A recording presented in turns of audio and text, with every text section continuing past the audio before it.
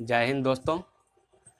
चलिए आज हम लोग पढ़ेंगे ब्लड का पार्ट 2, जिसमें हम लोग जानेंगे ब्लड क्लॉटिंग के बारे में, जिसे हिंदी में रक्त का थक्का कहते हैं। ब्लड के पार्ट 1 में हम लोग पढ़े थे ब्लड के बारे में, जिसे रक्त कहते हैं, और ब्लड का पार्ट 2 है ब्लड क्लॉटिंग, जिसे रक्त का थक्का कहते हैं।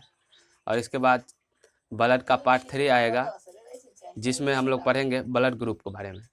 चलिए आज हम लोग ब्लड क्लॉटिंग के बारे में जानते हैं।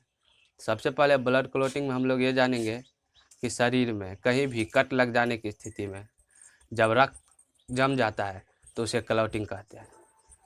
शरीर में कहीं भी कट लग जाता है और जब रक्त जम जाता है तो उसे क्लॉटिंग कहते हैं। चलिए इसके बाद दूसरा है कि रक्त का थक्का बनने में 3 से 4 मिनट लगता है। रक्त का थक्का बनने में 3 से 4 मिनट लगता है और इस प्रक्रिया को कैस्क्यूरिंग प्रोसेस कहते हैं। इस प्रक्रिया को कैस्क्यूरिंग प्रोसेस कहते हैं। चलिए इसके बाद हम लोग जानेंगे कि रक्त का थक्का बनने की पूर्ण प्रक्रिया के बारे में। तो रक्त का थक्का बनने में सबसे पहला कि थ्रोम्बोसाइट जब वायु के संपर्क में आता है तो उससे थ्रोम्बोप्लास्टिन बन जाता है। जब थ्रोम्बोसाइट वायु के संपर्क में आता है तो उससे थ्रोम्बोप्लास्टिन बन जाता है।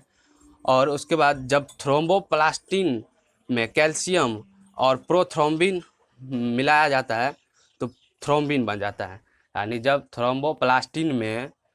थ्रोम्बोप्लास्टिन कैल्शियम प्लस प्रोथ्रोम्बिन के संपर्क में आता है तो थ्रोम्बिन बन जाता है। और उसके बाद जब थ्रोम्बिन फाइब्रिनोजेन के संपर्क में आता है तो फाइबिन बन जाता है। और जब फाइबिन आरबीसी के संपर्क में आता है तो इससे रक्त का थक्का बन जाता है। चलिए आशा करते हैं कि आप लोग रक्त के थक्का बनने की पूर्ण प्रक्रिया के बारे में जान गए होंगे। यानी थ्रोम्बोसाइट जब वायु के संपर्क में आता है तो थ्रोम्बोप्लास्टिन जब कैल्शियम और प्रोथ्रोम्बिन के संपर्क में आता है तो थ्रोम्बिन, और जब थ्रोम्बिन फाइब्रिनोजेन के संपर्क में आता है तो फाइबिन, और जब फाइबिन आरबीसी के संपर्क में आता है तो उससे रक्त का थक्का बन जाता है। चलिए आप लोग रक्त के थक्का बनने की पूर्ण प्रक्रिया के बारे में अच्छे से समझ गए होंगे। अब इसके बाद हम लोग चलते हैं कि रक्त का स्कंदन करने के लिए क्या सब जरूरी है। तो सबसे पहले रक्त का स्कंद के लिए विटामिन के और प्रोटीन में फाइब्रिनोजेन प्लस प्रोथ्रोम्बिन। उसके बाद तीसरा है तत्व में कैल्शियम।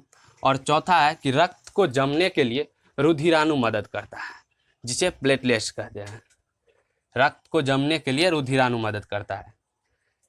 चलिए इसके बाद एक इम्पोर्टेंट टॉपिक ये है कि शरीर में कहीं भी कट लग जाए और खून नहीं जमे, शरीर में कहीं भी कट लग जाए और खून नहीं जमे तो यह एक प्रकार का बीमारी है जिसे हीमोफीलिया कहते हैं। यह एक आनुवांशिक रोग है और यह बीमारी सबसे पहले ब्रिटेन की महारानी एलिजाबेथ को हुई थी।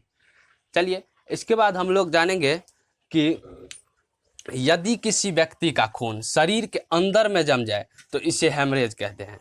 शरीर के अंदर में यदि किसी व्यक्ति का खून जम जाए तो हेमरेज कहते हैं। चलिए ब्लड क्लॉटिंग में आप लोग जान गए कि रक्त का थक्का बनने की पूर्ण प्रक्रिया और रक्त का स्कंद करने के लिए क्या सब जरूरी है।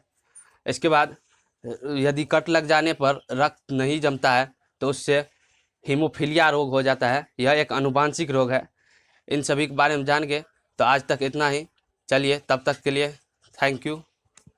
अगला चैप्टर आएगा इसका ब्लड ग्रुप, जो कि ब्लड का पार्ट 3 होगा। ये ब्लड का पार्ट 2 है ब्लड क्लॉटिंग। इससे पहले हम लोग पढ़े थे ब्लड के बारे में, वो बायोलॉजी के ब्लड का पार्ट 1 था और ये पार्ट 2, और इसके बाद चलेगा बायोलॉजी का ब्लड ग्रुप पार्ट 3। चलिए तब तक के लिए धन्यवाद।